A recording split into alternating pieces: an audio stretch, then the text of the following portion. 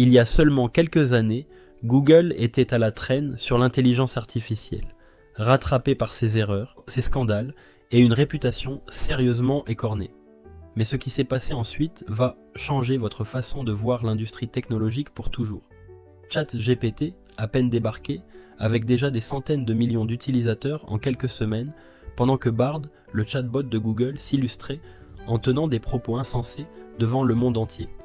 Google Search conseillait à ses utilisateurs de manger des cailloux, d'ajouter de la colle sur leur pizza et affirmait même que fumer pendant la grossesse était parfaitement sain. La valeur boursière d'Alphabet s'effondrait de plus de 100 milliards de dollars en une seule journée après ce désastre. Les critiques pleuvaient de toutes parts, et beaucoup affirmaient que Google était tout simplement trop grand, trop bureaucratique, trop lent pour s'adapter à cette révolution de l'intelligence artificielle. Mais aujourd'hui, c'est une histoire radicalement différente qui se raconte. Les actions d'Alphabet atteignent des sommets historiques, portés par le lancement de Gemini 3, leur modèle d'intelligence artificielle le plus puissant à ce jour. OpenAI a déclaré un état d'urgence interne, une alerte rouge, face à la supériorité écrasante de ce nouveau modèle. Google est désormais en compétition directe avec Nvidia, Oracle, Microsoft, Meta, AMD et pratiquement chaque grande entreprise du secteur de l'intelligence artificielle. Et plus je creuse ce sujet, plus il devient évident que, peu importe ce qui arrive dans cette industrie, Google est structurellement positionné pour gagner. Novembre 2025, Google lance Gemini 3 et ce modèle surpasse GPT-5 sur pratiquement chaque benchmark imaginable. OpenAI réagit en déclarant publiquement une alerte rouge, ce qui en dit long sur l'ampleur de la menace perçue. Mais pour comprendre comment Google en est arrivé là, il faut revenir en arrière jusqu'en 2020, quand leur stratégie d'intelligence artificielle était encore un véritable chaos. Le gouvernement américain accusait Google de monopoliser illégalement le marché de la publicité sur les moteurs de recherche, et le jury avait rendu un verdict de culpabilité. Chrome et Android risquaient même d'être séparés en entreprises indépendantes, une menace existentielle pour l'empire technologique. Mais en novembre 2022, OpenAI lançait ChatGPT comme une simple expérience à petite échelle. 2 mois plus tard, 5 millions d'utilisateurs avaient adopté l'outil et toute l'industrie technologique pivotait brutalement vers l'intelligence artificielle. Google se retrouvait alors dans une position extrêmement inconfortable, presque schizophrénique.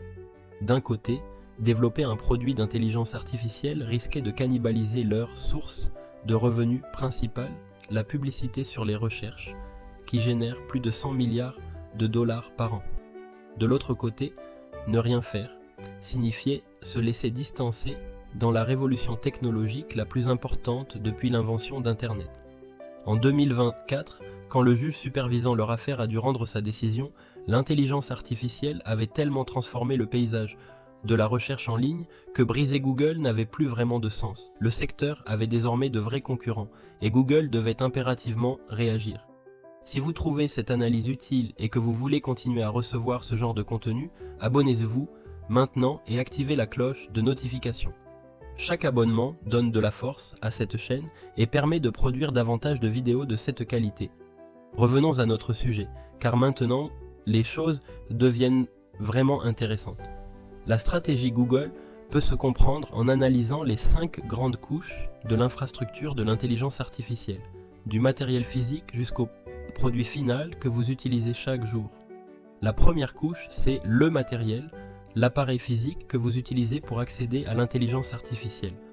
Ensuite vient le produit, comme l'application ChatGPT ou les résumés d'intelligence artificielle dans Google Search. Derrière ces interfaces se trouvent les modèles fondamentaux. Tantôt, les GPT-5 ou les Gemini 3, la technologie elle-même. Ces modèles tournent dans des centres de données, des entrepôts géants remplis de puces spécialisées qui effectuent tous les calculs nécessaires. Et enfin, il y a la conception des puces, la dernière couche et la plus fondamentale de toute cette infrastructure. Quand on regarde le paysage technologique actuel, on voit clairement où chaque concurrent se positionne. Meta et Apple se concentrent sur le matériel. OpenAI et Anthropic développent des produits et des modèles en fondamentaux. Oracle et Microsoft opèrent des centres de données. Nvidia et AMD conçoivent les puces. La différence avec Google, c'est qu'il ne se spécialise dans aucune couche, il couvre l'intégralité de la pile technologique. Et c'est précisément cette approche verticalement intégrée qui les rend si redoutables.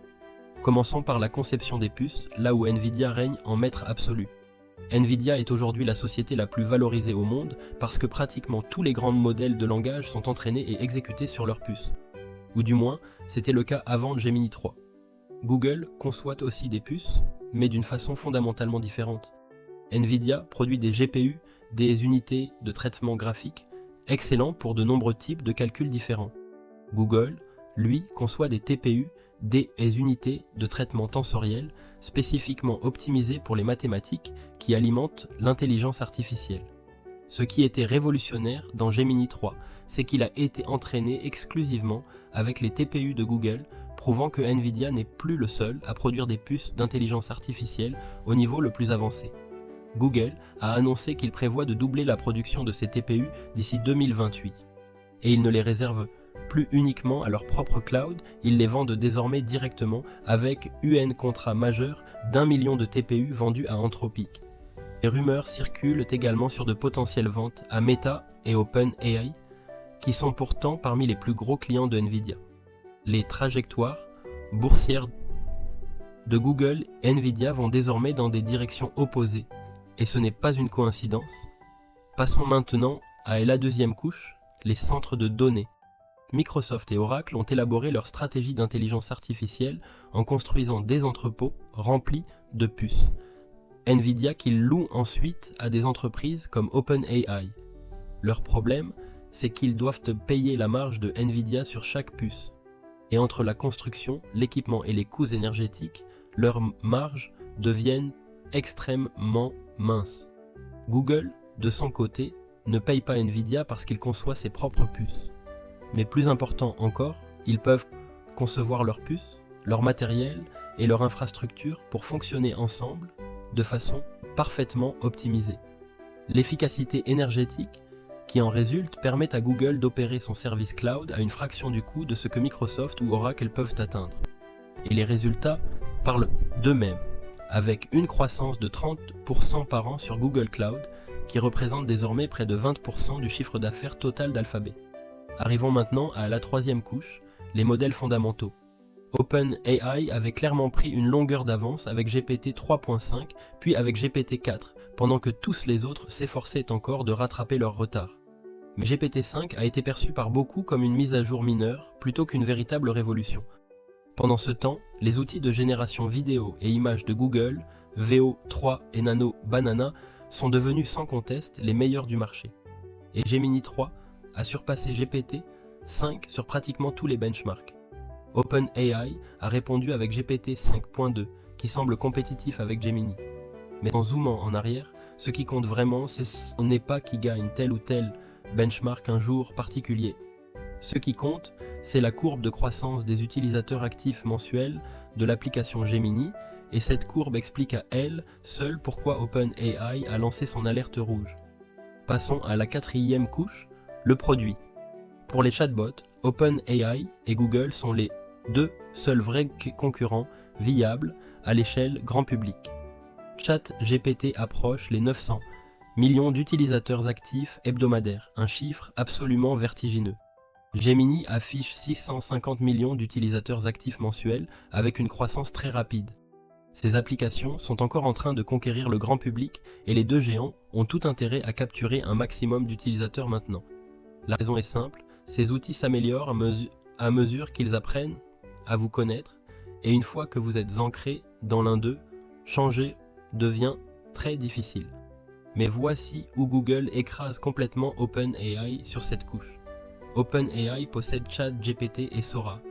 Google possède Chrome, Gmail, Drive, Docs, Sheets, Slides, Search, Maps, Calendar, Meet, Photos, YouTube, Android, et la liste continue. Cet écosystème est quelque chose qu'aucune autre entreprise sur Terre ne peut répliquer. Peut-être Apple si elle se décidait vraiment, mais pas OpenAI.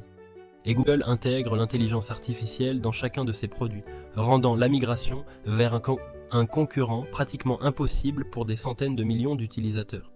Enfin, la cinquième couche, le matériel physique. La plupart des gens accèdent à l'intelligence artificielle via leur smartphone et Google est là aussi avec la gamme Pixel, de plus en plus populaire chaque année. Mais Google prépare également le lancement de lunettes connectées alimentées par l'intelligence artificielle, potentiellement la prochaine grande plateforme informatique si les prédictions de l'industrie se réalisent. Voilà l'ensemble de la pile technologique et vous voyez maintenant comment Google s'est positionné à chaque niveau de celle-ci. Cette intégration verticale totale est un avantage structurel qu'aucune autre entreprise ne peut copier à court terme. Et n'oublions pas que Google est Google, une entreprise qui travaille sur l'apprentissage automatique depuis les années 90, avec l'une des meilleures équipes de recherche en intelligence artificielle de la planète. La vitesse à laquelle ils lancent de nouveaux produits d'intelligence artificielle et les intègrent dans leur écosystème est tout simplement stupéfiante. Et tout cela se reflète dans leur valorisation boursière, qui approche les 4000 milliards de dollars, avec même Warren Buffett parmi les investisseurs. Beaucoup de concurrents voient leur valorisation ralentir à cause des inquiétudes sur une bulle de l'intelligence artificielle, mais Google continue sa progression, imperméable à ces turbulences. Si l'intelligence artificielle va vraiment changer le monde, comme tout le monde le prédit, il est difficile d'argumenter qu'il existe un meilleur cheval dans cette course que Google, et cela si jamais il y avait vraiment une course. Alors, dites-moi, y a-t-il selon vous une entreprise d'intelligence artificielle capable de rivaliser avec Google à ce niveau? Laissez votre réponse en commentaire et on se retrouve dans la prochaine vidéo.